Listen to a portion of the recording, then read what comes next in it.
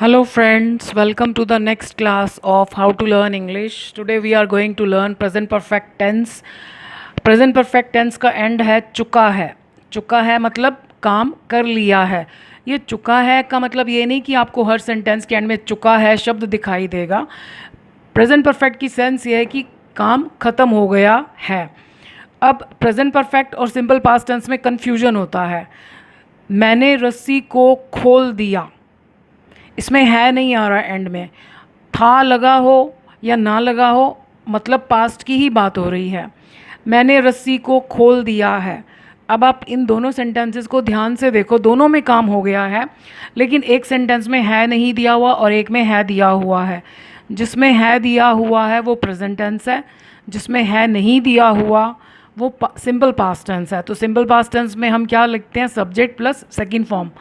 आई untied, किसी भी बंधी हुई चीज़ को खोलने के लिए अनटाइड आता है, ओपन नहीं आता. आई अनटाइड किसको? The rope. लेकिन यही सेंटेंस अगर हम ऐसे कहते हैं कि मैंने रस्सी को खोल दिया है, तो ये प्रेजेंट परफेक्ट है. प्रेजेंट परफेक्ट का रूल ये है कि सबसे पहले सब्जेक्ट लगाइए, सब्जेक्ट के बाद जो हेल्पिंग वर्ब है हैज़ या हैव. अब हैज़ जो है वो छोटा है, तो ये कम लोगों के लिए, एक व्यक्ति के लिए काफ़ी है. हैव जो है उसमें 4 अक्षर हैं, तो यानी ये ज़्यादा लोगों के लिए आता है. लेकिन आई के साथ भी हैव आता है. आई के अलावा बाकी जितने भी लोग अकेले हैं उन सब के साथ हैज़ आता है. हैज़ और हैव के बाद हमेशा वर्ब की थर्ड फॉर्म आती है, उसके बाद ऑब्जेक्ट यदि सेंटेंस में है, उसके बाद आगे जो भी सेंटेंस का बचा हुआ हिस्सा है. तो मैंने रस्सी को खोल दिया है, तो खोल दिया है किसने? मैंने. आई के साथ मैंने आपको बताया हैज़ नहीं आता, हालांकि एक व्यक्ति के लिए हैज़ आना चाहिए, लेकिन आई के साथ हैव आता है. आई हैव, उसके बाद काम क्या है? खोल देना, थर्ड फॉर्म. अनटाइड, जिन फॉर्म्स के पीछे ईडी आता है तो सेकेंड और थर्ड फॉर्म सेम होती हैं, दोनों में ईडी आता है. सो आई हैव अनटाइड किसको? The rope. तो हैज़ आता है ही, शी, इट या एक व्यक्ति या एक वस्तु के लिए. हैव, यू, वी, दे, आई, 1+ या फिर एक से ज़्यादा व्यक्ति या वस्तु के लिए. हरी सब्जियों ने तुम्हारे शरीर को मजबूत बना दिया है, यानी काम हो गया है. तो मजबूत बना दिया है किसने? हरी सब्जियों ने. द ग्रीन वेजिटेबल्स हैव, क्योंकि वेजिटेबल्स बहुत सारी हैं. हैव मजबूत बनाना. फोर्टिफाइड किसको? तुम्हारे शरीर को, योर बॉडी. अब इसका क्वेश्चन कैसे बनाएंगे? हेल्पिंग वर्ब को बाहर निकाल दीजिए. Have the green vegetables, subject के बाद वर्ब.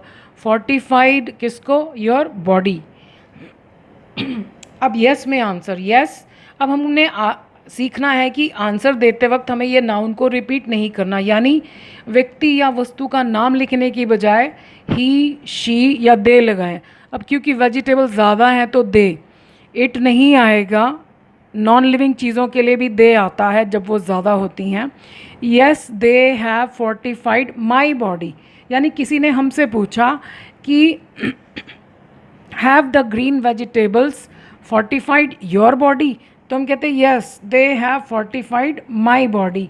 शॉर्ट में आंसर देना है तो yes they have. No they have not, not answer में हेल्पिंग वर्ब के बाद आता है. So they have not fortified my body. Short में आंसर देना है तो नो दे हैवंट या दे हैव नॉट. भ्रष्टाचार ने हमारे सिस्टम को अंदर से खोखला कर दिया है. अब खोखला कर दिया है किसने? भ्रष्टाचार ने. The corruption.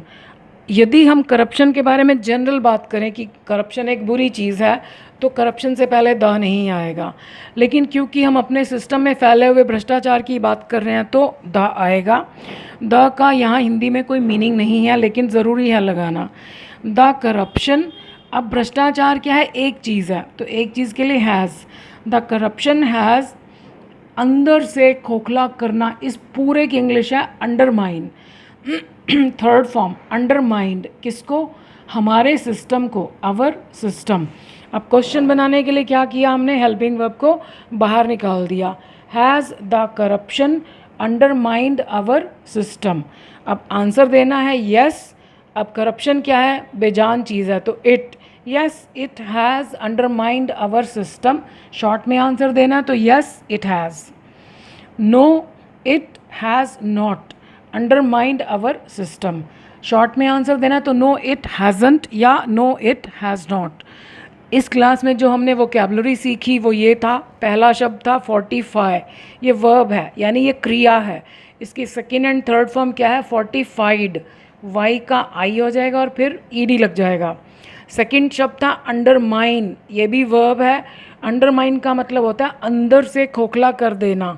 अब ये मैंने जितने वर्ड्स बोले अंदर से खोखला कर देना, इस पूरे की इंग्लिश ये है undermine, second form undermined, third form भी यही है अंडरमाइंड। ईडी जिसके पीछे लगता है उसकी सेकेंड थर्ड फॉर्म सेम ही होती है। थर्ड वर्ड है करप्शन। करप्शन कोई चीज़ है, तो किसी चीज़ की बात हो रही हो तो उस चीज़ के नाम को नाउन बोलते हैं। नाउन की कोई first form, second form, third form नहीं होती है। तो आज हमने प्रेजेंट परफेक्ट टेंस सीखा। अगली क्लास में हम पास्ट परफेक्ट और फ्यूचर परफेक्ट टेंस सीखेंगे। अपने आप भी सिंपल सिंपल सेंटेंसेस बनाकर प्रैक्टिस कीजिएगा, ज़्यादा अच्छे से समझ में आएगा। आज के लिए इतना ही, मिलते हैं अगली वीडियो में नए टेंस के साथ। वीडियो देखने के लिए थैंक यू।